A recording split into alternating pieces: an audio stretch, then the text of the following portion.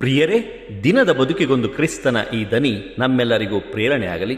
ಪೂಜಾ ವಿಧಿಯ ಸಾಧಾರಣ ಕಾಲದ 7ನೇ ವಾರ, ಫೆಬ್ರವರಿ 25, 2025, ಮಂಗಳವಾರ. ಸಂತ ಮಾರ್ಕನು ಬರೆದ ಪವಿತ್ರ ಶುಭ ಸಂದೇಶದಿಂದ ವಾಚನ.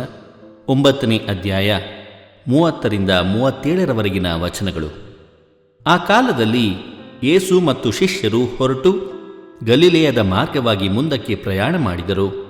ಇದು ಯಾರಿಗೂ ತಿಳಿಯಬಾರದು ಎಂಬುದು ಯೇಸುವಿನ ಇಚ್ಛೆಯಾಗಿತ್ತು.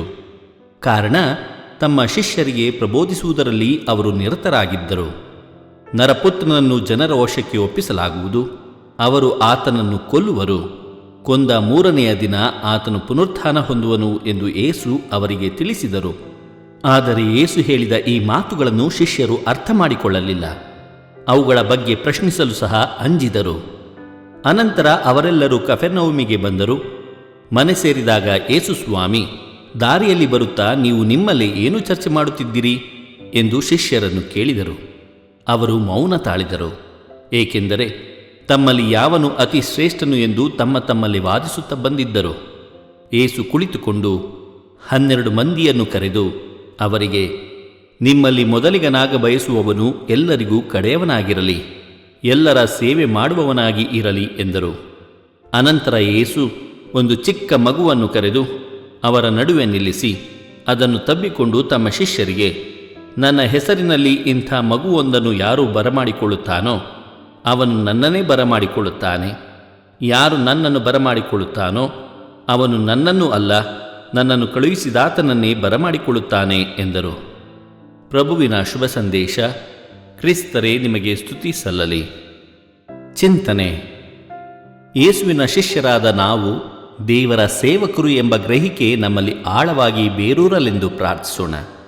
ಪ್ರಭು ಯೇಸು ಕ್ರಿಸ್ತರಲ್ಲಿ ಆತ್ಮೀಯರೇ, ಯೇಸು ಒಬ್ಬ ರಾಜಕೀಯ ಮುಖಂಡ ಅಥವಾ ರಾಜನಾಗಬಹುದೆಂದು ಊಹಿಸಿ ಶಿಷ್ಯರು ಅವರ ಮುಖಂಡತ್ವದಲ್ಲಿ ಯಾರು ಶ್ರೇಷ್ಠ ಪದವಿಯನ್ನು ಹೊಂದುವರು ಎಂದು ಚರ್ಚಿಸುತ್ತಿದ್ದಿರಬಹುದು. ಆದರೆ ಅದಕ್ಕೆ ಯೇಸು ತನ್ನನ್ನು ಹಿಂಬಾಲಿಸುವವನು ಒಬ್ಬ ಸೇವಕನಾಗಿರಬೇಕೆಂದು ತಿಳಿಸುತ್ತಿದ್ದಾರೆ. ಎಲ್ಲರ ಸೇವೆ ಮಾಡುವವನಾಗಿರಲಿ. ಯೇಸುವಿನ ಈ ವಾಕ್ಯವು ಯೇಸುವಿನ ಕಡೆಯ ರಾತ್ರಿ ಭೋಜನದ ಸಮಯದಲ್ಲಿ ಶಿಷ್ಯರ ಪಾದ ತೊಳೆಯುವುದನ್ನು ಸೂಚಿಸುತ್ತದೆ. ಇಲ್ಲಿ ಮಾರ್ಕನು ಮೊದಲನೆಯ ಬಾರಿಗೆ ದಿಯಾಕೋನಸ್ ಅಂದರೆ ಸೇವಕ ಅಥವಾ ಸೇವೆ ಎಂಬ ಪದವನ್ನು ಉಪಯೋಗಿಸುತ್ತಾನೆ. ಇಲ್ಲಿ ಸೇವಕ ಅಂದರೆ ದೇವರ ಸೇವಕ, ದೇವರ ಕಾರ್ಯವನ್ನು ಮುನ್ನಡೆಸುವವನು. ಈ ಸೇವಕ ಸಾಧಾರಣ ಸೇವಕನಲ್ಲ, ನಿಷ್ಠೆಯುಳ್ಳ ಸೇವಕ. ಜೊತೆಗೆ ಕಳುಹಿಸಲ್ಪಟ್ಟವನು ಅಂದರೆ ದೇವರ ಸೇವೆಗೆ ಕಳುಹಿಸಲ್ಪಟ್ಟವನು ಎಂದೂ ಸಹ ಅರ್ಥ ಮಾಡಿಕೊಳ್ಳಬಹುದು. ಯೇಸುವಿನ ಶಿಷ್ಯರಾದ ನಾವು ದೇವರ ಸೇವಕರು ಎಂಬ ಗ್ರಹಿಕೆ ನಮ್ಮಲ್ಲಿ ಆಳವಾಗಿ ಬೇರೂರಲೆಂದು ಪ್ರಾರ್ಥಿಸೋಣ. ಮಗುವಿನ ಮನಸ್ಸನ್ನು ಹೊಂದಿ ಯಾವುದೇ ಕಲ್ಮಶವಿಲ್ಲದೆ ದೇವರಿಗೆ ಸಂಪೂರ್ಣವಾಗಿ ನಿಷ್ಠಾವಂತನಾಗಿ ದೇವರ ಸೇವೆ ಮಾಡೋಣ. ಆಗ ತಂದೆ ದೇವರು ನಮ್ಮನ್ನು ತಮ್ಮಲ್ಲಿಗೆ ಬರಮಾಡಿಕೊಳ್ಳುವರು. ಇದು ಧ್ವನಿ ಮಾಧ್ಯಮ ಮನೆಯ ಕೊಡುಗೆ. ಧ್ವನಿ ವಂದನೀಯ ಸ್ವಾಮಿ ಶಾಂತಕುಮಾರ್ ಜೆ, ಬೆಂಗಳೂರು ಮಹಾಧರ್ಮಕ್ಷೇತ್ರ.